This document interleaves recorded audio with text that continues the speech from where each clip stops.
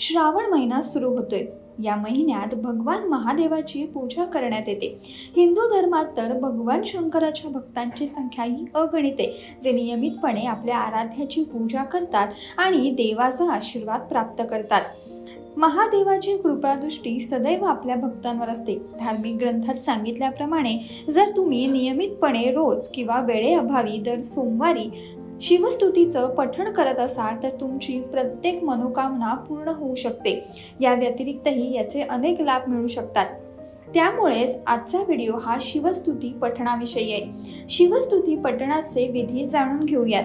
शिवस्तुती ही तुम्ही विशेष करून सोमवारी करायला हवी। सोमवारी सकाळी लवकर उठून स्नान करून स्वच्छ कपडे घालावेत। यानंतर शिवलिंगासमोर आसन घालून बसावं।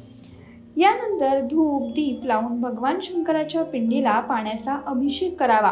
बेलपत्र, धोत्र्याचं फूल आदी अर्पण करावं। यानंतर शंकराला नैवेद्य दाखवावा व शिवस्तुतीचं पठण करावं। आता पाहूयात की शिवस्तुतीच्या पठणाचे लाभ कोणते आहेत। शिवस्तुतीच्या जपाने सर्व भौतिक सुखांची प्राप्ती होते। याच्या पठणाने असाध्य रोगही बरे होतात असं म्हटलं जातं। या व्यतिरिक्त शिवस्तुती पठणाने मन नेहमी प्रसन्न आणि आनंदी राहतं। शिवस्तुतीच्या पठणाने मानसिक विकार दूर होतात व आत्मविश्वासही वाढतो। यासह असंही म्हटलं जातं की शिवस्तुती पठणाने महादेव लवकर प्रसन्न होतात आणि कुटुंबात सुख शांती नांदते।